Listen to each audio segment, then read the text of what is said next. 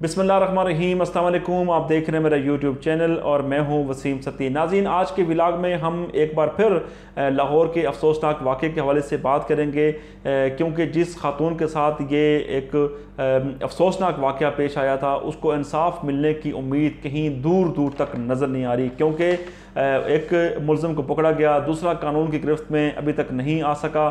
और इसके पीछे क्या पूरी कहानी है, इसके पीछे क्या पूरा माजरा है, जब डॉट्स आप जब कनेक्ट करते हैं तो आपको अंदाज़ा होता है कि सिर्फ इन लोगों का काम नहीं बल्कि इसके पीछे भी जो लोग हैं वो इसमें शामिल हैं। तो आज आपको मैं एक इंटरव्यू दिखाता हूँ, सुनाता हूँ शायद मसूद साहब का, जो उन्होंने अपने चैनल पे किया था। आपको सुनाता हूँ कि वो उन्होंने क्या कहा इस वाक़े के बारे में, और आप जब उसको सुनेंगे तो आपके रोंगटे खड़े हो जाएंगे, क्योंकि शायद मसूद साहब का जो अब सीनियर साफ़ी हैं, किस तारफ़ के मुताज नहीं, उनका जो दावा होता है वो कभी गलत नहीं होता। तो उन्होंने इस हवाले से क्या कहा, ये आप ज़रा मुलाहिज़ा कीजिएगा।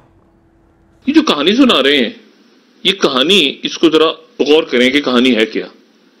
ये खातून जो है वो रात को अपने बच्चों के साथ जा रही हैं एक रोड पे, और वहां से पेट्रोल खत्म हो गया। वो गाड़ी के शीशे बंद करती हैं अंदर से, बच्चे बैठे हैं उनके साथ छोटे, और उसके बाद वो एक नंबर पे कॉल करती हैं मोटरवे को। मोटरवे वाले कहते हैं कि जी हमारी जुरिस्डिक्शन नहीं है, आप इस नंबर पे कॉल करें, 15 जो भी दूसरा नंबर है, वो उस नंबर पे कॉल करती हैं। अब बजाय इसके कि वो वहां पे पहुंचे, जो नहीं अभी वजीर आला साहब फरमा रहे थे ना कि डॉल्फिन बर वक्त पहुंच गई, बजाय इसके कि वो पुलिस पहुंचे वहां पे 2 या 3 या पता नहीं कितने, क्योंकि इसमें आम बात यह है कि खातून बात नहीं कर रही, ठीक है। और वो जो पहुंचते हैं लोग वहां पे, वो अपने साथ, खातून ने कहा हुआ है कि शीशे मैंने बंद करके मैं बैठी हूं भाई, ये कह रही है वो 15 पे। और जो हजरात पहुंचते हैं वो पत्थरों से शीशा नहीं तोड़ा, वो काटा हुआ है, बस कटर के आराम से सुकून के साथ। उसके बाद खातून को निकालते हैं, ज्यादती होती है, जेवर सारा उतरवाते हैं सारा। और जब पुलिस पहुंचते हैं डॉल्फिन वाले, फिर बीच में एक और राहगीर भी कॉल करता है, वो भी देखता है। तो ये दर्द के साथ बैठे हुई रो रही हैं अपने बच्चों के साथ। तो ये कहती मेरे पास नहीं आना।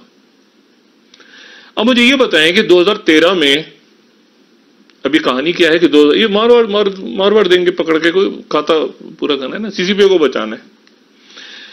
अब बात यह है कि वो 2013 में बंदा, 2013 से उसका डीएनए पड़ा हुआ था, बंदा घूम रहा था।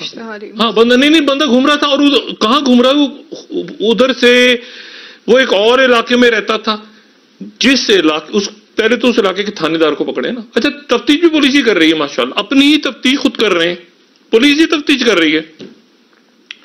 ज़ैनब बच्ची का वाकया हुआ तो उसमें मेरी जिद क्या थी कि एक जीआईटी बनाई जाए, और उसमें अब बात यह है, तो ये मुझे जरा इन सवालों का जवाब कोई दे कि वहां पुलिस की जगह, और मैं अब जाहिर है कि उसके बाद फिर आर्मी चीफ से क्या बात करूंगा मैं। आर्मी चीफ कहते हैं कि डॉक्टर शायद सही कह रहे हैं, एक रात पहले, यानी पूरी तफ्तीश होने के बाद। तो वहां मीडिया के दूसरे दोस्तों उन्होंने कहा अच्छा तो फिर फैसला, और फैसला वही था। लेकिन ये कि वो सारा गटमट हो गया। बशीर मेमन डीजीएफआई कहते हैं कि सर हमें थोड़ा टाइम दें, हमें क्लू मिल रहे हैं चीजों के, लेकिन ये कि हमें टाइम दे दें हम।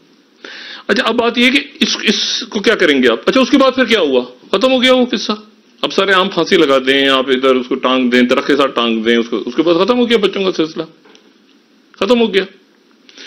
ये मुझे बताए ना कि पुलिस को कॉल की जाए, मैं कॉल करूंगी जी डाकू आ गए हैं घर पे, पुलिस को, और थोड़ी देर के बाद 10 डाकू और आ जाएं। ये क्या है? ये कैसे हुआ? कॉल ट्रेस हुई है बीच में, किसी और ने कॉल सुनी है, और वो लोग रात को 1:30 बजे घूम रहे थे सड़क के ऊपर, वो कटर लेके। और फिर ये भी इतला आता है कि वो खातून का एटीएम यूज हुआ अगले दिन, एटीएम कार्ड जो चोरी करके ले गए थे वो, तो वो वहां पर कैमरे नहीं। इसको किसी और अदारे को दें, मैं ज्यादा बात नहीं करना। पुलिस जो है इंतहाई काबिल एहतराम है पंजाब पुलिस, किसी और अदारे को दें। और ये यानी खबर उसकी लीक हो गई, ये 2013 से पड़ा हुआ था।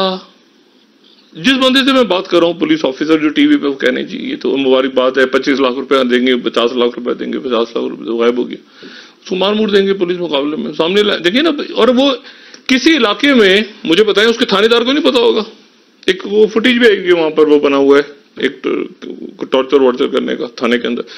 وہ بات یہ ہے کہ تھانے کے اندر اب یہ جو علاقے ہوتے ہیں نا اس طرح کے, یہاں پہ ڈاکو, ڈکیت, چوریاں, چکاریاں, چرس کونس بھی تھانے والے کو پتا ہوتا ہے. کوئی آؤٹ سائڈر آ کے رات کے 1:30 بجے نہیں کر رہا ہوتا سڑکوں کے اوپر. لوٹ مار بھی ہو رہی ہوتی ہے نا تو بھی تھانے والے کو پتا ہوتا ہے کہ لوٹ مار ہو رہی ہے یہاں پہ. تو یہ جو ہے نا یہ بات, اور موقع پہ پہنچ گئی پولیس کا, موقع پہ پہنچ گئی. وہ تو پولیس, وہ تو انہوں نے فون کیا ہے تو فون کے بعد تو وہ پہنچی ہے, پولیس کہاں سے پہنچ گئی؟ دیکھیں نا, میں پولیس کو کال کر رہی ہیں وہ ڈولفن کو, اور وہ اچھا ان کو اتنا وہ سکون ہے کہ بھی ڈولفن نہیں آئے گی.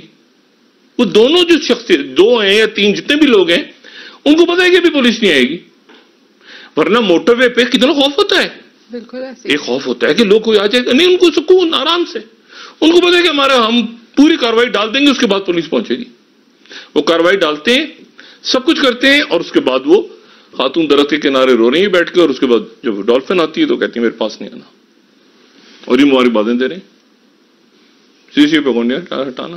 اچھا اس کو کسی اور ادارے کو دیں, میں زیادہ بات نہیں کرنا. پولیس جو ہے انتہائی قابل احترام ہے پنجاب پولیس, کسی اور ادارے کو دیں. اور یہ یعنی خبر اس کی لیک ہو گئی, یہ 2013 سے پڑا ہوا تھا.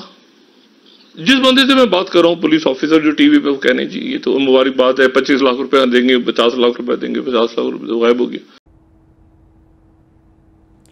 تو جن ناظرین یہ شاہد مسعود صاحب کا جو کلپ تھا آپ نے اس کو دیکھا, آپ نے سنا اس کو, اس میں آپ اس چیز کو فوکس کریں کہ جو شاہد مسعود صاحب نے جو انکشافات کیے ہیں ان کو اگر تھوڑا سا اگر ڈسکس کیا جائے, اگر ان کے اوپر روشنی ڈالی جائے تو آپ اندازہ کر سکتے ہیں کہ یہ پنجاب پولیس کے بس کی بات ہوتی ہوئی نظر نہیں آ رہی, کیونکہ وہ کرنا نہیں چاہ رہے. اصل جو ملزمان ہیں, اصل جو کردار ہیں وہ گرفتار ہوتے ہوئے نظر نہیں آ رہے.